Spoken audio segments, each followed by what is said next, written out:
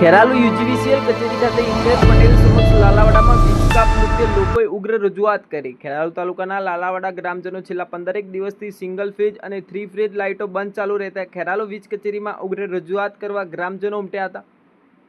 લાલાવાડા ગ્રામજનો છેલ્લા ઘણા દિવસથી દરરોજ રાતે વીજ પાવર બંધ થતા દૂધ ડેરીમાં ગ્રાહકો સહિત સંચાલન કરનાર પરેશાન છે, તો વિદ્યાર્થીઓ અને બીમાર લોકોને વગર લાઇટે રાત પસાર કરવી કઠિન બની હતી।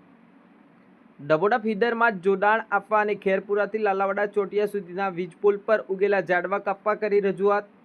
પૂર્વ સરપંચ સુખુબાપુ કાજી તેમજ પટેલ સહિત મોરમખાન કુરેશી સહિત પૂર્વ ડેરી મંત્રી સહિત સરપંચ પતિ સહિત આગેવાનો અને યુવા તાલુકા ડેલિકેટ સુલતાન કુરેશી દૂધ ડેરી સહિત ગ્રામ પંચાયત સહિત સંસ્થાઓએ લેટર પેડ પર ફરિયાદ લખીને ઇજનેર પટેલને આપી હતી।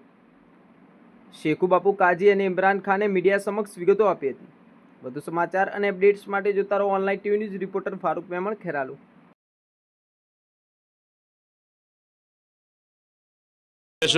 બાપુ શું પ્રોબ્લેમ છે?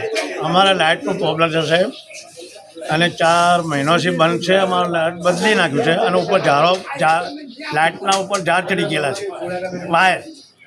કયા ગામમાં પ્રોબ્લેમ છે? લાલાવાડા। કેટલા સમયથી પ્રોબ્લેમ? 4 મહિનાથી પ્રોબ્લેમ છે। 10 દિવસથી લગાતાર ચાલુ છે। એક છાંટો પડે એટલે તરત અમારે લાલાવાડા ફીડર બંધ। એટલે હવે અમારે નાના બાળકોનું ને બધા અમારું ભવિષ્ય જ ખરાબ થઈ ગયું છે, અને ખેતરો હોય કે ગમે તે પાણી પીવાનો પ્રશ્ન મોટો થઈ ગયેલ છે। હેરાન છીએ, જબરજસ્ત હેરાન છે સાહેબે જવાબ સારું આપ્યું છે અમારે વિનોદ બોડવાળા। બોલો ઇમરાન ખાન જ છે। શું કહેશો?